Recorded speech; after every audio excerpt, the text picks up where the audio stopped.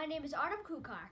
I am a 6th grader at High Middle School, and this is the project that I made for the Congressional App Challenge. My project is a Pomodoro timer, which uses the Pomodoro technique, which is apparently very effective. What it is you find something that you need to do, like a piece of homework or studying for a test, and then you would use my Pomodoro timer, and you would go into the menu and you would start it, and then it would start a timer for 25 minutes in this case.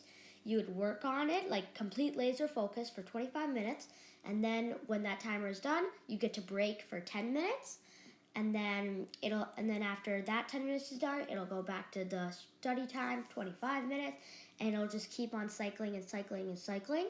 And then after 4 times that it is cycled, the break time will extend, but then it'll just keep on going again and again and again and again, and that'll allow you to work on a project for as long as you want and still be productive when you're doing it.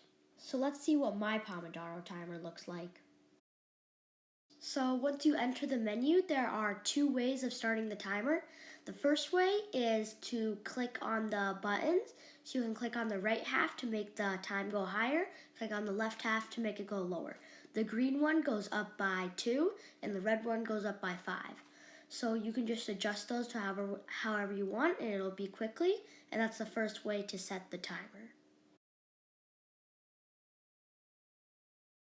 The second way to start the timer would be to press the blue button right here, and it'll bring you to these 2 green boxes. You could click on them individually and type in how long you want to break and study for extra customizability.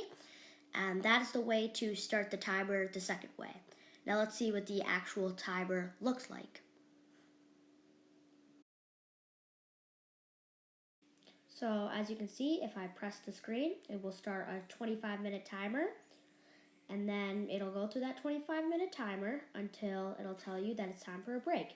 So you tap the screen and it'll start a 10-minute timer because you want the break time to be less than the study time.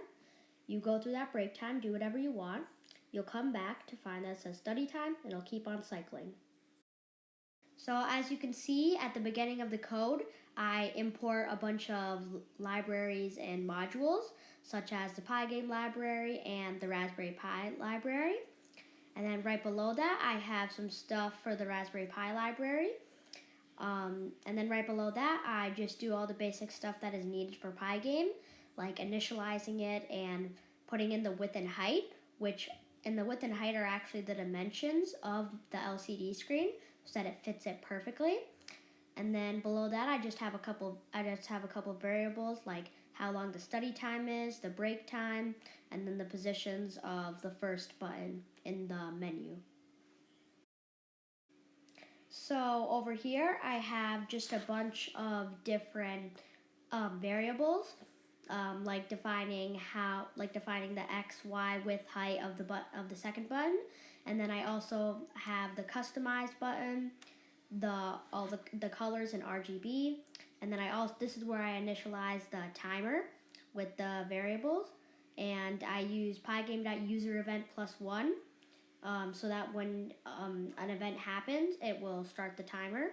And then I also set the basic stuff to make a font and display text in Pygame. And then I have a couple more variables right below that. Okay, so in this part, I have a lot of Boolean variables. And the first one, clicked, is just to test if the study timer has been clicked.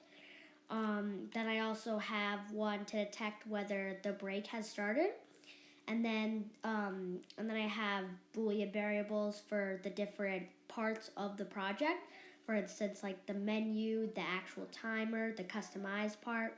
And so I can set those to true or false whenever I need to use those. And then I also just have I also have like a variable to see when stuff has started and ended. So this is the loop for the menu, which is where all the places to get to the customize and the study timer are. And as you can see, I have events for when you're pressing a key or if you're clicking. And I also can detect like what part of the box that you're clicking and stuff. Then I also have a variable where it'll like tell the code what to do if the menu is done. So this is the customize loop where you would go into the thing and you could customize how long you want to study and break for. And basically how it uses the input field is it would create a string, and then when you type, it'll add to that string. When you backspace, it'll take away from the string, and it just continuously prints the string.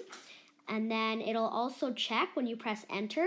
It'll also make sure that the string is a numeric, because otherwise it would cause an error in the code.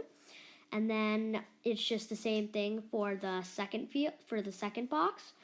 And then it'll just take the values of the both strings and convert them into the integers, and it'll make that a study time and break time. And then also, since you have two input fields, it'll detect which one you clicked on, and that's the one that you're going to be able to type on. So that is the customize loop. So this is the last loop, which is the study timer. And as you can see in the timer, it's pretty simple. If I click and it's time for the break, then it'll execute how much time it has to do for the break. And then same thing for click, and it's very formatted in a nice way. And then it just displays that, and that's how the study timer works.